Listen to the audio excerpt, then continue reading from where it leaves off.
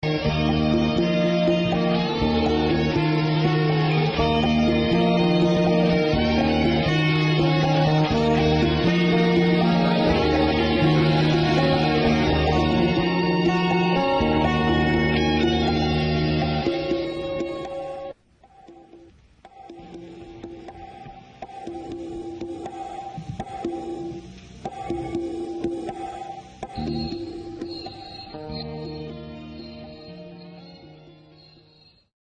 technology, whoever made it, is something that really couldn't be recreated. And there's so much in the skull that the more you study it, the more unusual it is. So, would you rotate it for the camera, please? Would you mind? Just very slowly. In what way do you think it's so? The technology is so special. Could you explain what you mean by that? The technology. Well, the fact is, could it be created today if we had a crystal this big? Well, it would. The problem is the carving of the jaw, and that's what is so exciting and messes up the scientists. The scientists want to come in.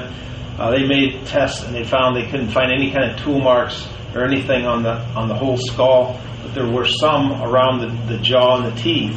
But when Dolan cracked the tooth when it was at Hewlett-Packard, he did restoration on it to repair it. So it's hard to say where the markings came from, but the thing is, even so, the thing that blows the scientist's mind is the fact is they can't figure out how the skull was separated. And being separated, and with Hewlett-Packard's test, the top half of the skull and the jaw are the same piece of crystal. And and that right there, how they could separate the two with technology, even today, would be pretty much impossible. And the fact is, how they put prisms inside the skull, how they put the lenses in there that work through the eye to the eye sockets, that would take like zero gravity to try to do it today.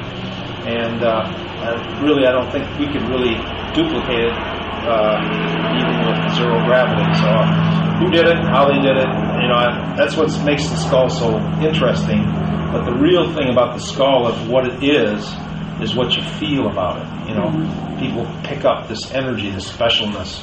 And so, well, crystals, in general, will give you energy. You can go buy an amethyst and put your hand. I get energy. The reason I'm doing this, I get energy with my hands, and I can feel vortexes. Okay, what did you feel it outside? Yes, I did. Yeah, it's not like it. It's just. It's not like right here. Yeah, the waves. It's waves going out. When you put your hands by it, it's connection to it. Sure. But if you can have your hands out here and you can feel it, you can be out across the street really and pick it up. Well, I actually felt it when we were coming up the stairs. I could feel there's a vibration now that's going on down the hall, so to speak, because of the presence of the thing. So so that's kind of there's a little bit unusual than just because it's crystal, but so. How many years has this skull been in your life? Let's see, probably about off and on for probably 12 years. Okay. And what has it changed your life? Do you feel? Completely, yeah. It's especially my life now is just like it's a fast-moving river. Things happen. It's like in just pick a month, like August. I went to Germany, Switzerland, Austria, met a lot of people, did a lot of lectures, come back, somebody from England comes over and stays with me, somebody from Italy comes and stays with me. One of them, maybe the person from Italy had to go left, but the one from England stayed right to the last day, and then I took off and went to Sedona and Scottsdale to do lectures, get back, and then I do another. It's just like so it takes you, it's kind of like links you to the rest of the people in the planet. Right. And also it pulls me and puts me in positions, like I'm down here, I don't know exactly why, but I'm running into these people that have the need to be here.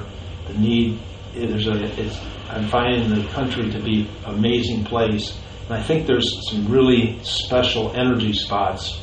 And the skull, one of the jobs it does, it works on the heart chakra, opening people's heart to this universal love. But what it also does is it works on the ley lines of the earth, and it helps to balance out the energy. And what's so important with the shift that's coming in 2012, it's like if it's the Earth is out of balance at all, when all this energy hits it, it's gonna, it'll just fly like anywhere. Could be. We wouldn't want to see what could happen.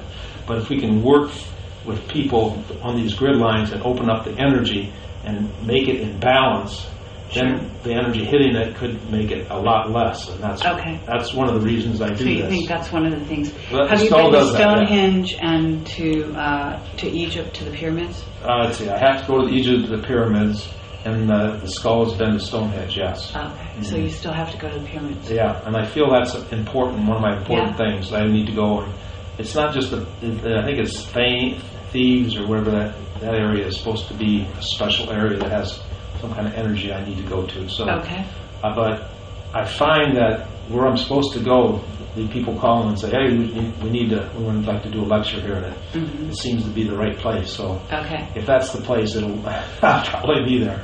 I see. Okay, it was found in 1924. I listened to your lecture, but wasn't sure where you kind of stepped in. Okay, yeah. What happened? It was found by F.A. Mitchell-Hedges. Had it since the Mayans gave it back to him in 1927. But the marvelous young girl found it. Actually. Yeah, well, it was his adopted daughter Anna. They did it. Well, they found it together. Yeah. Okay. But he had it till '59. When he passed away, it went back to Anna, and she had it till 2007. Really? And, yeah, in 2007. But what happened is I met her.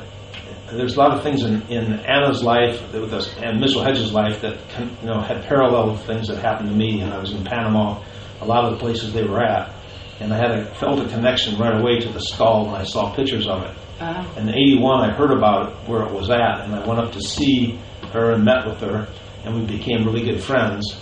And she allowed me to go with her when she did different lectures and stuff all over the world. So I was able to take her around the world, go to these different sites, spiritual sites around the world.